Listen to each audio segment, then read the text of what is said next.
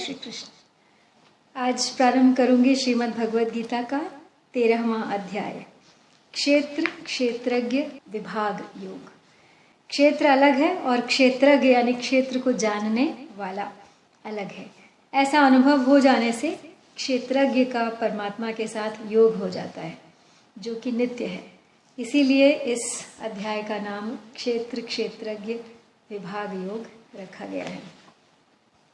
हमने 12वें अध्याय के आरंभ में देखा था कि अर्जुन ने भगवान से पूछा कि आप सगुण साकार की उपासना करने वाले और अव्यक्त अक्षर यानी निर्गुण निराकार की उपासना करने वाले, इन दोनों में से किसे श्रेष्ठ मानते हैं।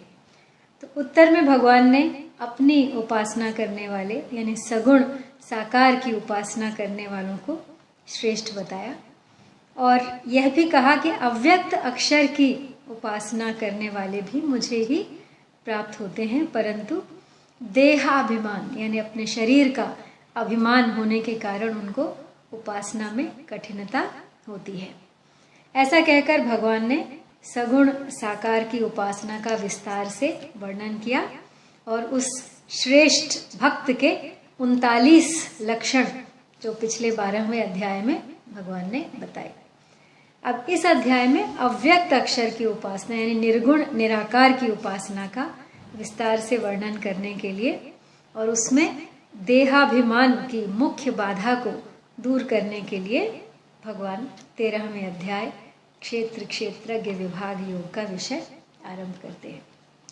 लेकिन आरंभ करने से पहले एक बार कुछ लक्षणों को देख लेते हैं जो हमने पिछले अध्याय में पढ़े थे। तो भगवान कहते हैं, जो शुचि उदासी दक्ष है, जिसको न दुख बाधा रही, इच्छा रहित आरंभ त्यागी भक्त प्रिय मुझको वही। करता न द्वेष न हर्ष जो, बिन शोक है बिन कामना, त्यागे शुभाशुभ फल, वही है भक्त प्रिय मुझको घना। सम शत्रु मित्रों से सदा, अपमान मान समान है, शीतोष्ण सुख दुख सम जिसे, आसक्त बिन मतिमान है। निंदा प्रशंसा सम जिसे, मौनी सदा संतुष्ट है, अनिकेत निश्चल बुद्धिमय प्रिय भक्त है मुझको वही। पाते न जिससे क्लेश जन, उनसे न पाता आप ही, भय क्रोध हर्ष विषाद बिन, प्यारा मुझे है जन वही।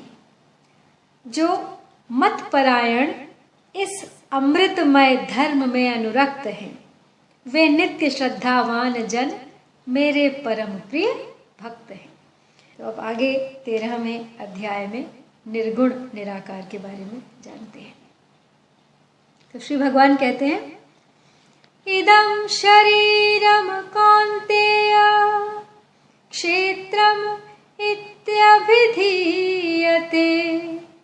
एतद्यो वेत्ति तं प्राहुः क्षेत्रज्ञ इति तद्विदः।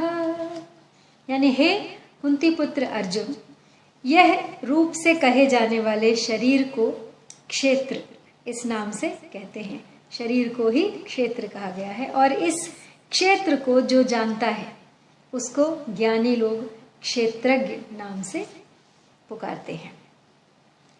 तो यहाँ पे मनुष्य है, पशु है, पक्षी है, वृक्ष है आदि आदि भौतिक चीजों को यह रूप से कहता है और स्वयं को मैं रूप से कहता है। यही देहाभिमान है, इसी से दूर होना है। तो परिशिष्ट भाव यहाँ यही है कि इदम यानी क्षेत्र के अंतर्गत अनंत ब्रह्मांड है। अनंत ब्रह्मांडों में जितने भी शरीर हैं उनमें परा जीव क्षेत्रज्ञ है और अपरा जगत क्षेत्र है। जीव जगत को जानने वाला और परमात्मा को मानने वाला है। जानने वाला व्यापक होता है, अतः क्षेत्रज्ञ के एक अंश में अनंत ब्रह्मांड है। येन सर्वमिदं ततम्। साधक को जानना चाहिए कि मैं क्षेत्र नहीं हूँ, प्रत्युत क्षेत्र को जानने वाला क्षेत्रज्ञ हूँ। दृष्टा के किसी अंश में होता है, जैसे आँख में सब कुछ देखने पर भी आँख नहीं भरती, अतः वास्तव में आँख दृश्य से भी बड़ी हुई। बुद्धि से कितनी ही बातें आप जान लें, लेकिन बुद्धि कभी भरती नहीं, खाली ही रहती है। अतः बुद्धि बड़ी हुई। तो ब्रह्मा जी की उत्पत्ति, स्थिति और प्रलय भी हमारी बुद्धि के जानने के अंतर्गत है। तो स्थूल, सूक्ष्म और कारण संपूर्ण शरीर दृश्य है। ऐसे ही स्थूल, सूक्ष्म और कारण संपूर्ण सृष्टि भी दृश्य है। यह संपूर्ण दृश्य दृष्टा यानी क्षेत्रज्ञ के किसी एक अंश में है, देखने वाले हम। जैसे धन के संबंध से मनुष्य धनवान कहलाता है, किंतु धन का संबंध न रहने पर धनवान व्यक्ति तो रहता है, पर उसकी संज्ञा धनवान नहीं रहती। ऐसे ही क्षेत्र के संबंध से स्वयं क्षेत्रज्ञ कहलाता है, किंतु क्षेत्र का संबंध न रहने पर क्षेत्रज्ञ स्वयं तो रहता है, पर उसकी संज्ञा क्षेत्रज्ञ नहीं रहती। तात्पर्य है कि एक ही चिन्मय तत्व समझने की दृष्टि से क्षेत्र के संबंध से क्षेत्रज्ञ, क्षर के संबंध से अक्षर, शरीर के संबंध से शरीरी यानी आत्मा, और दृश्य के संबंध से दृष्टा, साक्ष्य के संबंध से साक्षी और करण के संबंध से कर्ता कहा जाता है। वास्तव में उस तत्व का कोई नाम नहीं है, वह केवल अनुभव स्वरूप है। तो उस क्षेत्रज्ञ का स्वरूप क्या है, इसको आगे के श्लोक में बताया है। क्षेत्रज्ञं चापि मां विद्धि सर्वक्षेत्रेषु भारत, क्षेत्र क्षेत्रज्ञयोर्ज्ञानं यत् अज्ञानं मतं मम। यानी हे भरत वंशोद्भव अर्जुन, तू संपूर्ण क्षेत्रों में क्षेत्रज्ञ मुझे ही समझ, और क्षेत्र क्षेत्रज्ञ का जो ज्ञान है वही मेरे मत में ज्ञान है। तो भगवान कहते हैं कि तुम मुझी को क्षेत्रज्ञ जानो। क्षेत्रज्ञ जीव और ब्रह्म एक ही है। एक क्षेत्र के संबंध से वह क्षेत्रज्ञ है यानी शरीर को जानने वाला, और संपूर्ण क्षेत्रों के संबंध से रहित होने पर वह ब्रह्म है।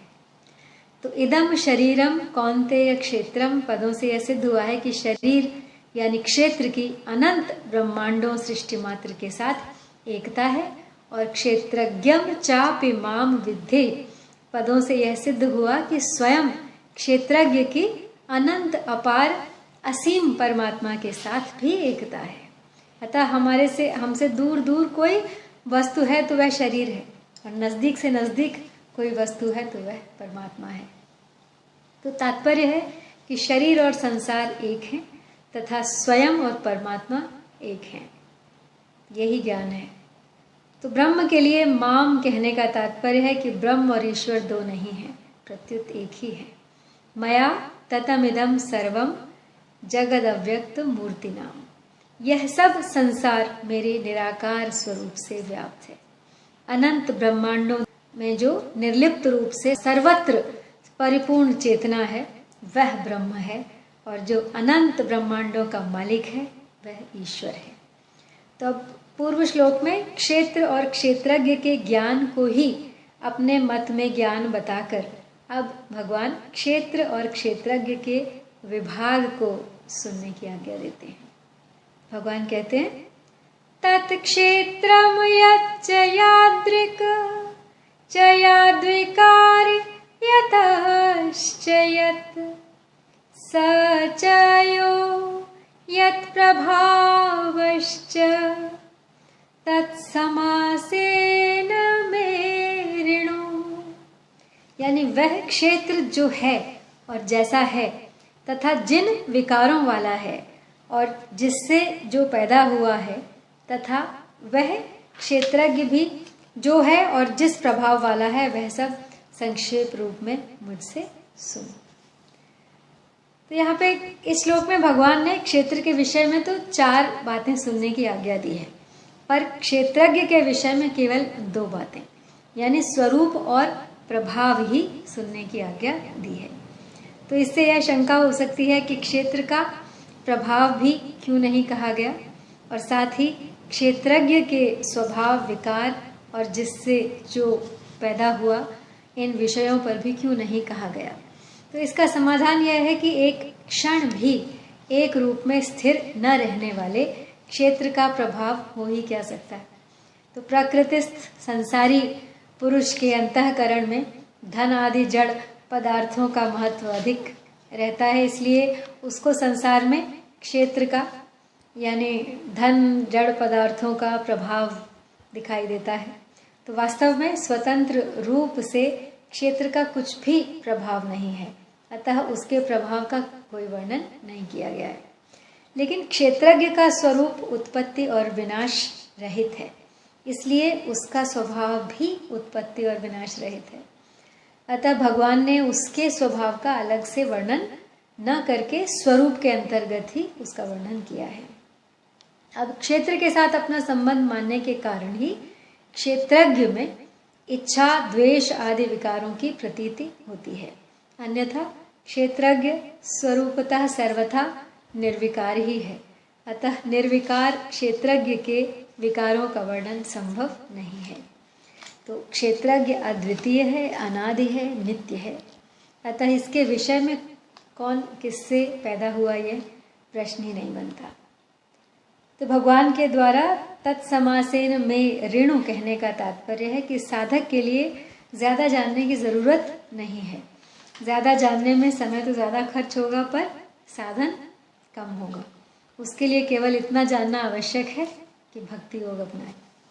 तो पूर्व श्लोक में जिसको संक्षेप से सुनने के लिए कहा गया है उसका विस्तार से वर्णन कहाँ हुआ है, इसको आगे के श्लोक में बताते हैं। ऋषिभिर्बहुधा गीतम् छन्दोभिः विविधैः पृथक् ब्रह्मसूत्रपदैश्चैव हेतुम् अद्भिः निश्चितैः। तो यहाँ पे ऋषिर भी बहुधा गीतम यानी वैदिक मंत्रों के दृष्टा और शास्त्रों, स्मृतियों और पुराणों के रचयिता ऋषियों ने अपने अपने शास्त्र, स्मृति आदि ग्रंथों में जड़ चेतन, सत असत, शरीर शरीरी, देह देही, नित्य अनित्य आदि शब्दों से क्षेत्र क्षेत्रज्ञ का बहुत विस्तार से वर्णन किया है। छंदोर भी विविधई पृथक, यहाँ विविधई विशेषण सहित छंदो भी यानी पद, ऋक, यजु, साम और अथर्व इन चारों वेदों के संहिता और ब्राह्मण भागों के मंत्रों का वाचक है। तो इन्हीं के अंतर्गत संपूर्ण उपनिषद और भिन्न भिन्न शाखाओं को भी समझ लेना चाहिए। इनमें क्षेत्र क्षेत्रज्ञ का अलग अलग वर्णन किया गया है। फिर है ब्रह्म सूत्र पदैश्चैव हेतुम अद्भिः निश्चितैः, यानी अनेक युक्तियों से युक्त तथा अच्छी तरह से निश्चित किए हुए ब्रह्म सूत्र के पदों द्वारा भी क्षेत्र क्षेत्रज्ञ के तत्व का वर्णन किया गया है। तो इस श्लोक में भगवान का आशय यह मालूम देता है कि क्षेत्र क्षेत्रज्ञ जो संक्षेप में मैं बता रहा हूँ उसे अगर कोई विस्तार से देखना जानना चाहे तो वह इन सब ग्रंथों को देख सकता है। तो अब तीसरे श्लोक में क्षेत्र क्षेत्रज्ञ के विषय में जिन 6 बातों को संक्षेप से सुनने की आज्ञा दी थी उनमें से क्षेत्र की 2 बातों का अर्थात उसके स्वरूप और विकारों का वर्णन आगे के 2 श्लोकों में किया गया है। महाभूतान्यहंकारो बुद्धिर्व्यक्तमेव च इंद्रियाणि दशैकं च पंचचेन्द्रियगोचराः, यानी मूल प्रकृति और समष्टि बुद्धि, महत्तत्व, समष्टि अहंकार, 5 महाभूत और 10 इंद्रियां, 1 मन तथा 5 इंद्रियों के 5 विषय, यही 24 तत्वों वाला क्षेत्र है। अव्यक्तमेव च यानी अव्यक्त नाम मूल प्रकृति का है। मूल प्रकृति समष्टि बुद्धि का कारण होने से और स्वयं किसी का भी कार्य न होने से केवल प्रकृति ही है। दूसरा है बुद्धि, और बुद्धि महत्त्व का वाचक है। बुद्धि से अहंकार पैदा होता है। इसलिए यह प्रकृति है और मूल प्रकृति होने से यह भी एक विकृति है। तीसरा है अहंकार। तो यह पद समष्टि अहंकार का वाचक है, इसे अहम भाव भी कहते हैं। पंच महाभूत का कारण होने से यह अहंकार प्रकृति है और बुद्धि का कार्य होने से यह विकृति है। तो तात्पर्य है कि अहंकार भी प्रकृति विकृति है। अब महाभूत क्या है? तो पृथ्वी, जल, तेज, वायु और आकाश, ये 5 महाभूत हैं। अब महाभूतों के बारे में थोड़ा सा बता दें। आकाश के 2 विभाग हैं, जिनमें से आधा भाग आकाश अपने स्वरूप से है और दूसरे आधे भाग के 4 विभाग किए, जिसमें उसने एक भाग वायु को, एक तेज को, एक जल को और एक पृथ्वी को दे दिया। अब वायु के 2 विभाग हैं, उसमें से आधा विभाग वायु स्वयं है और बाकी दूसरे आधे के 4 विभाग किए, जिसको उसने आकाश, तेज, जल और पृथ्वी को दे दिया। तेज के भी 2 विभाग हैं, आधे में तेज अपने स्वरूप से रहा और दूसरे आधे के 4 विभागों को आकाश, वायु, जल और पृथ्वी को दे दिया। ऐसे ही जल के भी 2 विभाग हैं, आधा भाग जल अपने स्वरूप से रहा और बचे हुए आधे को क्रमशः आकाश, वायु, तेज और पृथ्वी को दे दिया। ऐसे ही पृथ्वी के भी 2 विभाग हैं, आधा भाग पृथ्वी अपने स्वरूप से रही और दूसरे आधे भाग के 4 विभाग करके क्रमशः एक भाग आकाश, वायु, तेज और जल को दे दिया, एक एक भाग। तो इस तरह 5 महाभूतों का पंचीकरण, मिश्रण होने से इसको पंचीकृत महाभूत कहते हैं। तो अब 10 इंद्रियां, एक मन और शब्द आदि 5 विषयों के कारण होने से ये महाभूत भी प्रकृति है और अहंकार के कारण होने से ये विकृति है। तो तात्पर्य है कि 5 महाभूत भी प्रकृति विकृति है। विकृति यानी दोष।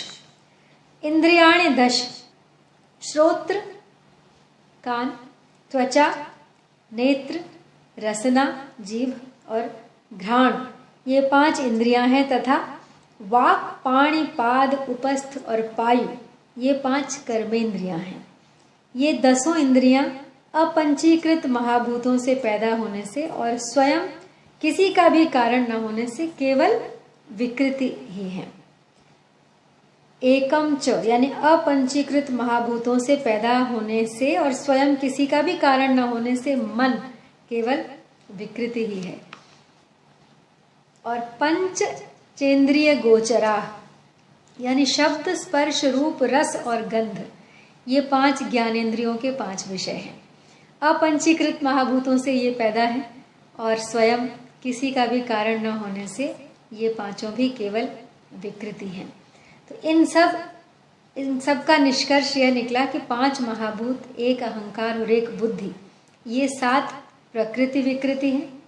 मूल प्रकृति केवल प्रकृति है और 10 इंद्रियां, एक मन और 5 ज्ञानेंद्रियों के विषय, ये 16 केवल विकृतियां हैं। इस तरह इन 24 तत्वों के समुदाय का नाम है क्षेत्र।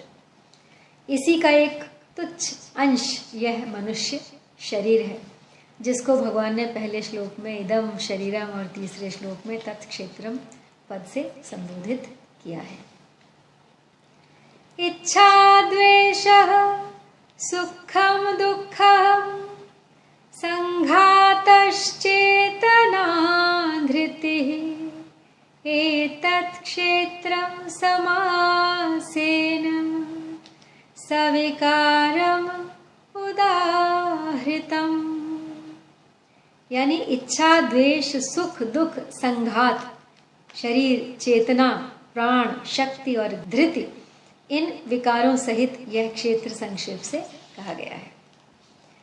तो इच्छा सब जानते हैं, अमुक वस्तु, व्यक्ति, परिस्थिति आदि मिले, ऐसी मन में जो चाह रहती है उसको इच्छा कहा जाता है, क्योंकि ऐसा कोई पाप और दुख नहीं है जो सांसारिक इच्छाओं से पैदा ना होता हो। अर्थात संपूर्ण पाप और दुख सांसारिक इच्छाओं से ही पैदा होते हैं।